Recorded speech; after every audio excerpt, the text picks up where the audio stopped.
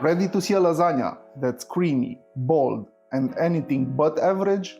Look at this, a perfect blend of flavors and texture. You won't believe how incredibly it tastes until you try to make it yourself. And if you ever search for a lasagna recipe, you know everyone has their own take on how to make it.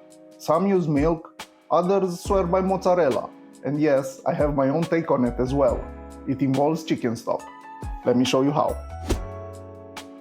Lasagna has three major components: the ragù, or the rich red sauce, the béchamel, or the white creamy sauce, and the pasta. Let's prep the meat for the ragù. You'll need 1 kilogram of meat, split into 500 grams of ground pork and 500 grams of ground beef. First up, the pork. I'm slicing it into smaller chunks with a sharp knife, so it fits into my meat grinder. Using a fine grind will result in a smoother texture.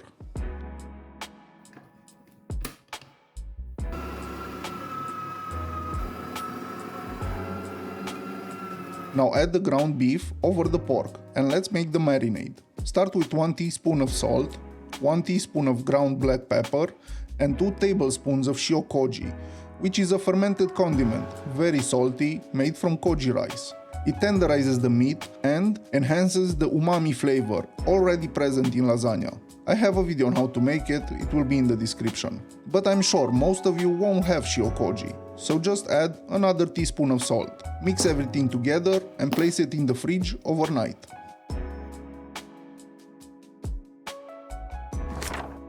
Now let's prep the veggies. Lasagna is made with 3 main vegetables: onions, carrots, and celery. Start with 3 medium onions. Cut the ends, slice them in half, and the skin should peel right off.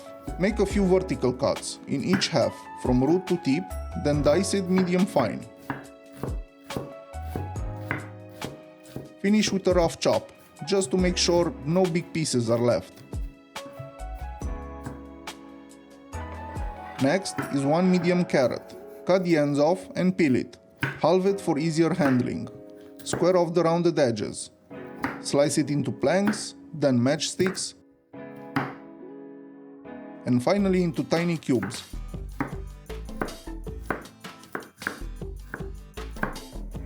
Now for the celery root.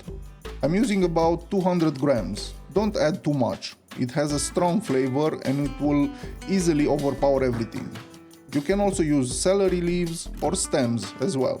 Slice off the tough outer layer, then repeat the plank matchstick dice routine, like we did with the carrot. I'm going to be honest, you can use a food processor on all of these to save some time, but I love the rustic texture of hand-diced pieces in the sauce. We also need a few cloves of garlic, 4 or 5 should do it. Smash each of them with the side of the knife and take your time mincing it, or use a garlic press. Then set it aside in a bowl. Now for a few extras. Ready a can of crushed tomatoes and some tomato paste, as well as a glass of red wine. Preferably a quality wine that you enjoy drinking. About 300 milliliters should do it. We also need some aromatic herbs like basil, oregano, and thyme. I'm using dried, but fresh is even better.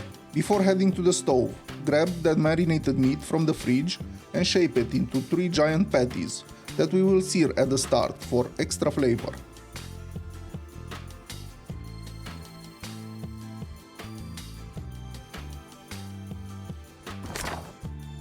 At the stove, set the heat to high and add some oil in a pot.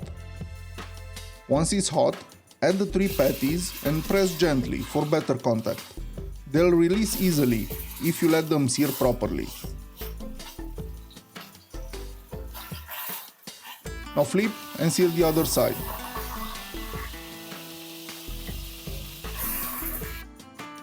Yep, that oil splash went right on my fingers. It stung for a while and I couldn't use my right hand to stir, but I'm fine now. When both sides are seared, take them out on a plate and set them aside. They will go back in soon. That oil, infused by searing the meat, we will use it to saute the veggies, so drop them in and add a pinch of salt. Stir vigorously, as the humidity from the veggies will help deglaze the pot. After a few minutes, the veggies should have softened up and we can add the meat back in. Use a spatula to break up the patties as best you can and let it cook until you can no longer see any raw meat.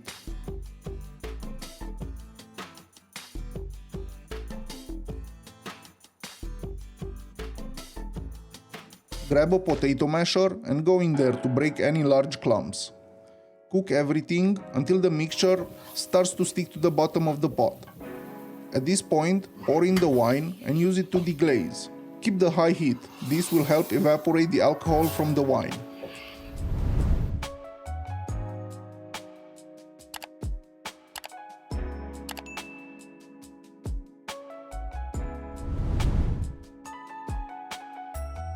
After about a minute, add the minced garlic and saute it for 30 seconds.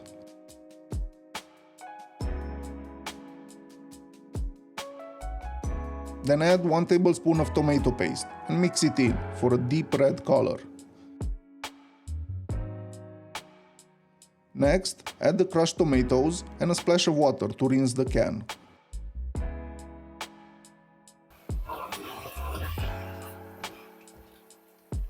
Then the herbs and mix them in.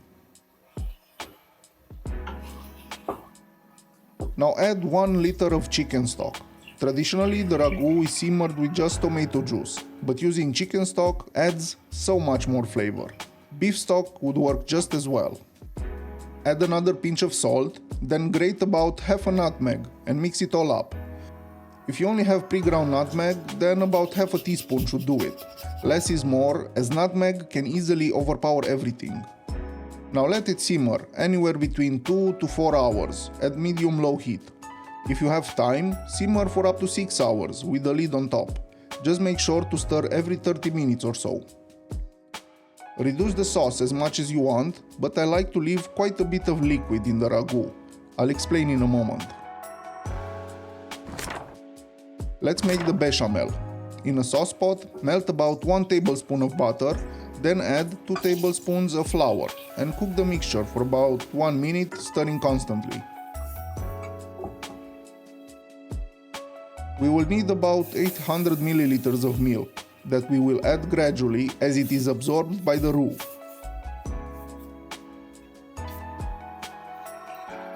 At this point, I like to switch to a whisk. It will break up the clumps more efficiently than a wooden spoon. Finishing the bechamel is just a matter of continuously stirring and adding all the milk in small batches.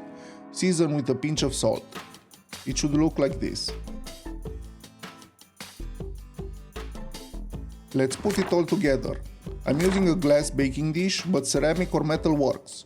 For the pasta, I'm using simple lasagna sheets that I'm not going to boil.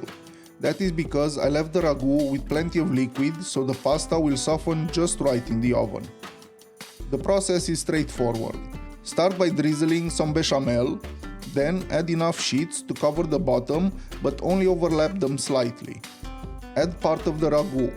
There is no need to completely cover the pasta with it, just make sure the liquid is coating all the lasagna sheets. Drizzle some more bechamel and finish the layer with freshly grated parmesan.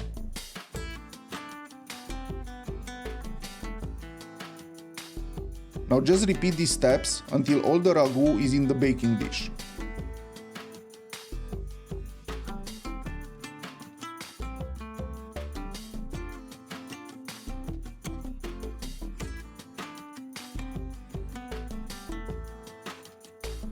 If you have bechamel left over when you are at the last layer, use it first, on top of the pasta, before topping with ragu.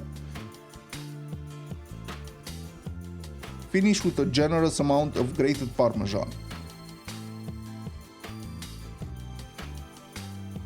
Cover the baking dish with tin foil and make some holes with a toothpick to let the steam escape.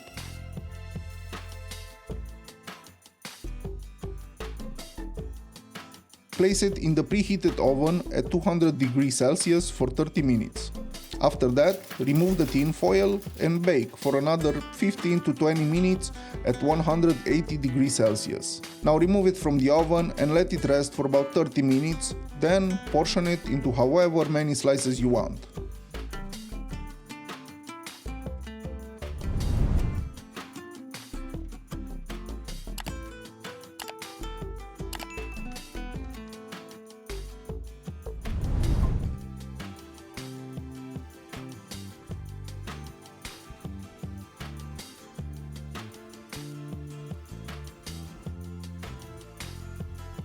Garnish with some grated Parmesan and serve.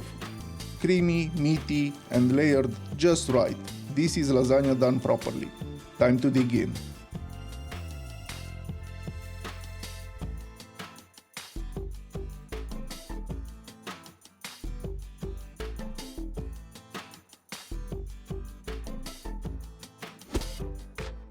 Thank you for watching. I hope this video helped you learn something new or inspired you to give this recipe a try. And if you do, leave a like, subscribe, and let me know how yours turns out. Want more? Check out another recipe here. I think you'll like it. If you have any questions or ideas, let me know in the comments. I'd love to hear from you. Until next time, bye.